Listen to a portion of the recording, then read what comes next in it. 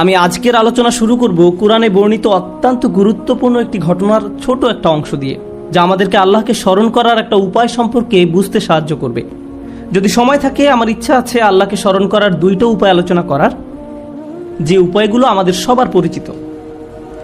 আল্লাহ আজ্জা জাল্লাহ যখন মানুষ সৃষ্টি করার এবং তাকে পৃথিবীতে পাঠানোর সিদ্ধান্ত নিলেন, আল্লাহ আজ্জা জাল্লাহ প্রথমে ফেরেশতাদেরকে বিষয়টা জানালেন, ইন্নী জাইলুন ফিল আরদি খলিফা, আমি পৃথিবীতে একজন প্রতিনিধি পাঠাতে চাচ্ছি, যার পরে প্রজন্মের পর প্রজন্ম আসতে থাকবে, অর্থাৎ তারপর তার সন্তানরা আসবে, তারপর তার সন্তানরা আসবে, এভাবে চলতে থাকবে। এর আরেকটা অর্থ হলো আমি এমন একজনকে পৃথিবীতে প্রেরণ করতে যাচ্ছি যে নিজেই নিজের সিদ্ধান্ত নিবে। অর্থাৎ আমরা কখন বসবো, কখন দাঁড়াবো তা আল্লাহ ঠিক করে দিবেন না। আমরা কখন চোখ খুলবো বা বন্ধ করবো তাও আল্লাহ ঠিক করে দিবেন না। আমাদের নিজেদেরকেই সেই সিদ্ধান্ত নিতে হবে।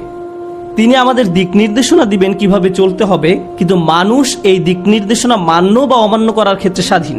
ফামান শাআ ফালিউমিন ওয়া মান শাআ ফালিয়াকফুর, অতএব যার ইচ্ছা বিশ্বাস স্থাপন করুক এবং যার ইচ্ছা অমান্য করুক।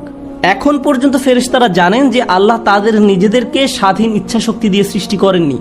আল্লাহ আজ্জা ওয়া জাল্লা বলছেন, লা ইয়াসুনাল্লাহা মা আমারহুম ওয়া ইয়াফআলুনা মা ইউমারুন, তারা আল্লাহ তাআলা যা আদেশ করেন তা অমান্য করেন না। আল্লাহ যা তাদের করতে আদেশ করেন ফেরেশতারা তাই করে।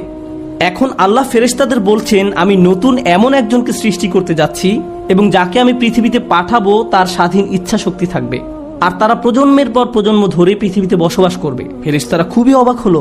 প্রসঙ্গত, ইহুদি এবং খ্রিস্টানদের কাছেও আদম এবং হাওয়ার ঘটনার একটা বর্ণনা আছে। তাদের বাইবেলে এই ঘটনার একটা বর্ণনা পাওয়া যায়, কিন্তু ঘটনার এই অংশটা যা কোরআনে বর্ণিত আছে সেটা বাইবেলে পাওয়া যায় না। কোরআন ছাড়া আর কোথাও এটি পাওয়া যায় না। তো আল্লাহ আজ্জা ওয়া জাল্লাহ তাদের বলেন, আমি পৃথিবীতে মানুষ প্রেরণ করতে যাচ্ছি। তখন তারা বলল, আতাজালু ফিহা মাইয়ুফসিদু ফিহা ওয়া ইয়াসফিকুদ দিমা, আপনি কি সেখানে এমন কাউকে সৃষ্টি করবেন যে তাতে ফাসাদ করবে এবং রক্ত প্রবাহিত করবে? তারা সেখানে দুর্নীতি করবে, অপরাধ করবে, ফাসাদ তৈরি করবে। ফাসাদ মানে হলো সব ধরনের অপকর্ম, দুর্নীতি, চুরি বাটপারি, অনিষ্ট, বিশৃঙ্খলা। ওয়া ইয়াসফিকুদ দিমা, রক্তপাত করবে, তারা খুন খারাপি করবে। দাম অর্থ রক্ত আর দিমা অর্থ রক্তের নদী।